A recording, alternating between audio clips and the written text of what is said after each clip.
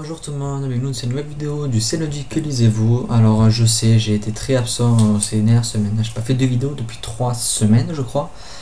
La cause est simple, je n'ai pas lu pendant 3 semaines, j'ai eu une grosse panne de lecture due à un livre.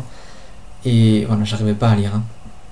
Donc je me suis rattrapé là, en une semaine j'ai lu pas mal, donc voilà, je peux enfin revenir, je suis content. Sinon je voulais juste prévenir avant de commencer la vidéo que il y a un concours qui va arriver sur le blog, parce qu'on est arrivé aux 1000 j'aime sur la page. Je vous remercie beaucoup d'ailleurs. Donc pour fêter ça, le design de Noël est arrivé aujourd'hui. Et le concours donc, des 1000 fans et en même temps de Noël arrivera dans la semaine. Si vous êtes auteur ou éditeur, que vous voulez participer, surtout n'hésitez pas à me contacter. Donc voilà, c'est tout pour la petite parenthèse. On va commencer tout de suite parce qu'il y a pas mal de livres à présenter. Car voilà, 3 semaines je n'ai pas lu. J'ai dû lire 100 pages une semaine avec le livre que j'avais, et là je me suis bien rattrapé en fait. Donc je vais tomber en panne à cause de Lily, donc le tome 1 d'une trilogie je crois,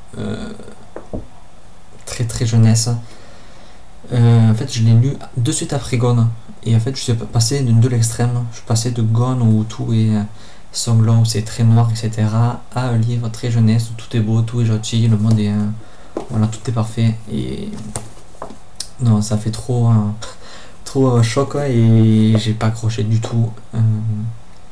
Première partie, ça commence bien. Donc ça raconte l'histoire de deux petites sœurs, Lily et sa sœur Georgie, donc de 10 et 12 ans je crois, qui sont des magiciennes, qui vivent avec leur mère sur une île où ils sont tout seuls, en fait ils sont reclus, car la magie est interdite par la reine de Londres. Je crois qu'elle habite à Londres, je pense.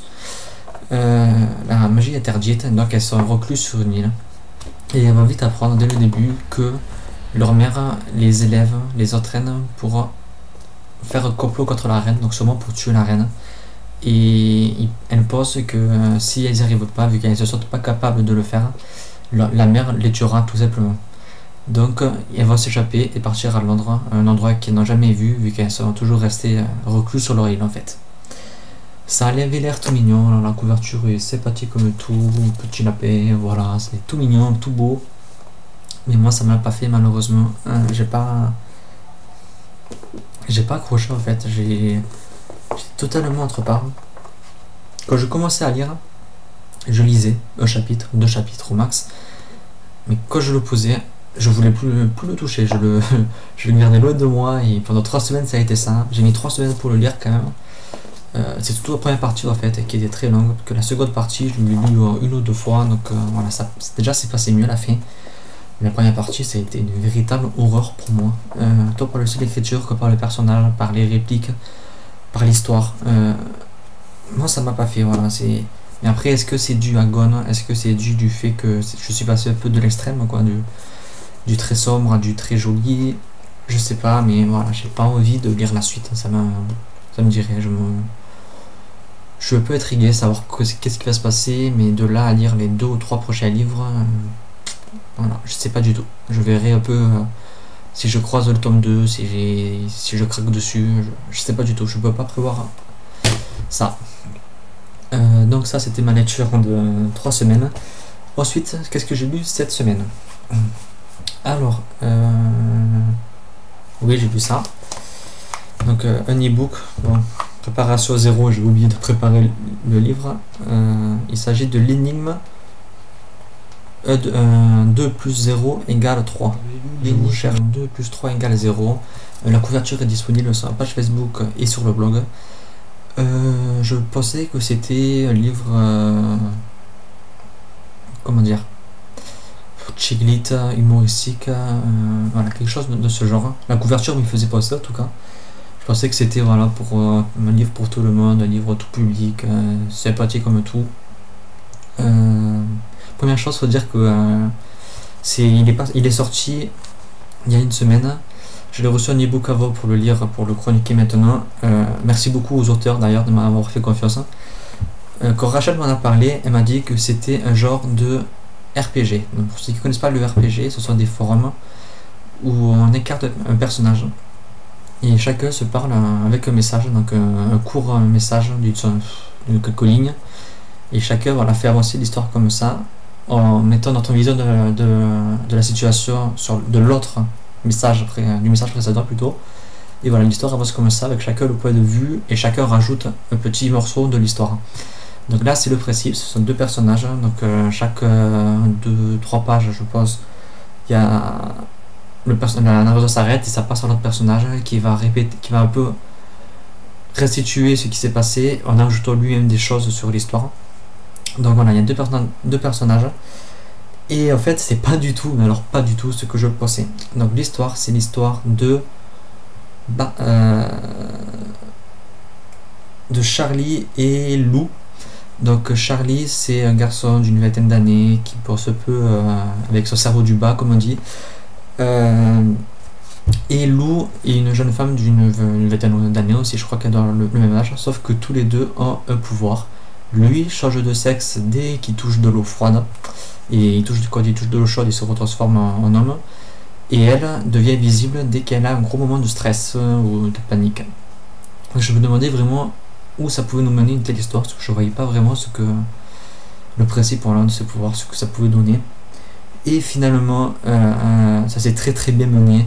À savoir que ce n'est pas du tout un livre chick lit, c'est plutôt un livre érotique. Voilà, disons-le franchement, pour moi, ça reste un livre érotique, pas mal de sexe. Ça parle souvent de sexe. La scène de sexe du milieu elle doit durer, moi dessus, elle durait presque 50 pages. Donc le livre papier, ça doit faire environ 30 pages, je pense, un truc comme ça. Donc voilà, c'est très long. Moi, je n'aime pas les scènes de sexe dans les livres. J'ai l'impression d'être voyeur en fait. J'ai l'impression d'être un gros pervers quand je lis ça. Et j'ai toujours l'impression qu'il y a quelqu'un qui est derrière mon dos, donc je me sens encore plus coupable. Et souvent, ça n'apporte rien au livre en plus. Et là, franchement, c'est passé comme une lettre à la poste. Ça se lit très bien, très vite. On s'attache au personnage. En plus, le côté de leur pouvoir, là, voilà, aucun des deux ne sait qu'ils ont un don, que l'autre a un don en fait. Donc ils essayent à se le cacher.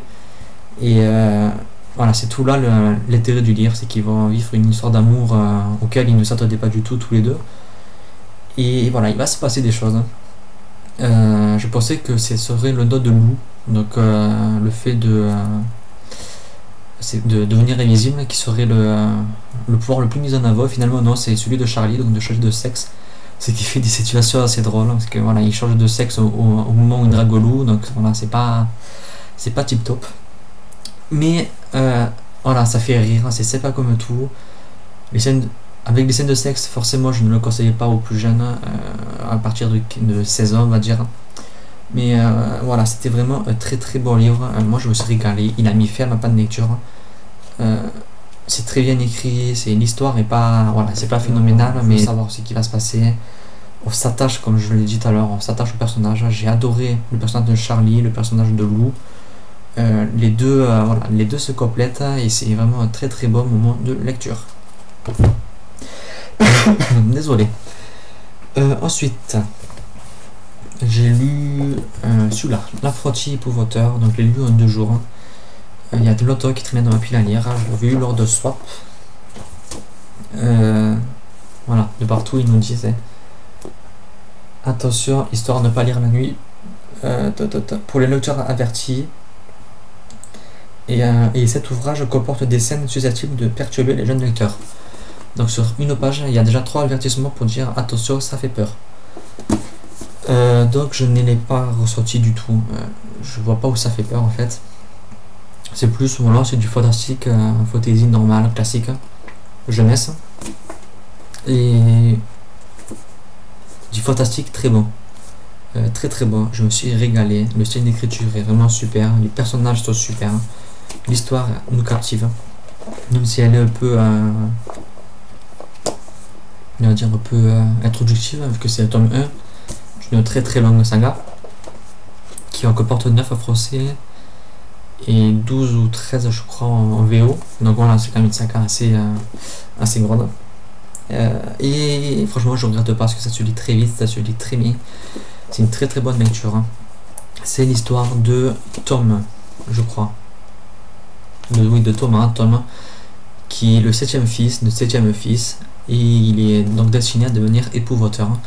Donc les épouvateurs sont des personnes, voilà, comme dessus, son maître, qui doivent un peu aider les villageois.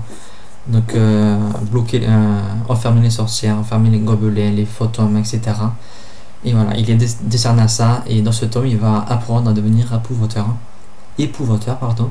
Comme je pense dans tous les tomes, je pense qu'il devait être épouvanteur vers le milieu de la saga, je suppose. Ce fut une très très bonne lecture. Bon, jeunesse, donc ça top certaines choses. Mais moi, je me suis régalé, voilà, j'ai rien d'autre à dire en fait, je me suis régalé. J'ai très très hâte de lire la suite. J'avais quelque chose à vous montrer, une chose bête, mais voilà, les chapitres sont chacun un dessin. Alors c'est bête, mais c'est toujours sympa d'avoir des chapitres personnalisés. Donc voilà, si vous aimez le fantastique, la fantaisie, franchement je vous le recommande parce que c'est à lire, c'est pas comme tout.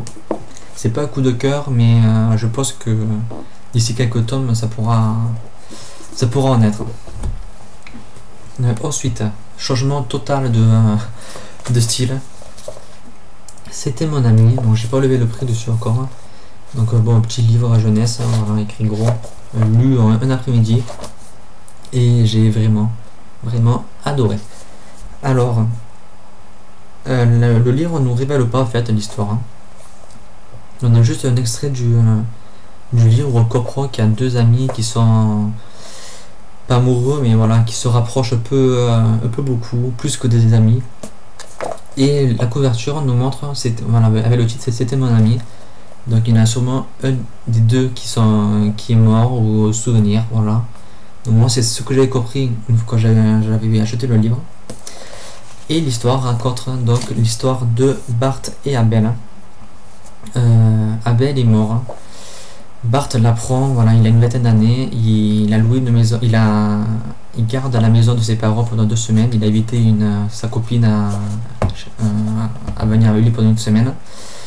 Il va recevoir le faire-part de la mort de son ami.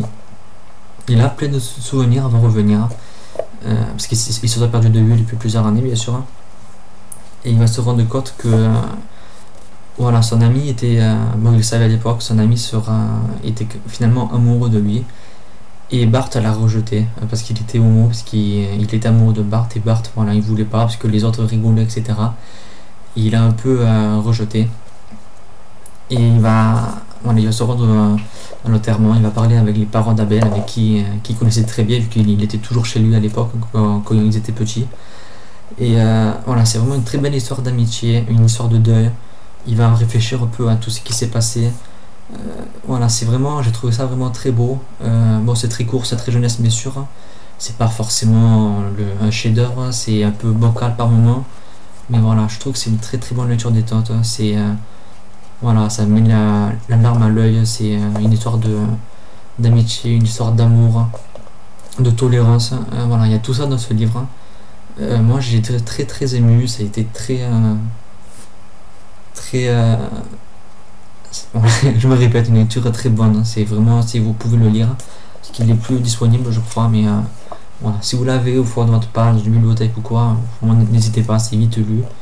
Il y a pas mal d'émotions dedans. Ensuite, c'était mon anniversaire, donc j'ai eu 3 livres. Donc Kane et les extraterrestres que j'ai déjà lu. Et non, j'ai pas déjà lu, mais il me reste ça à lire. Je pensais l'avoir terminé. Donc je le lirai tout à l'heure en 2 minutes. Donc c'est un livre, un roman illustré. Voilà. Il y a des BD, si je les retrouve.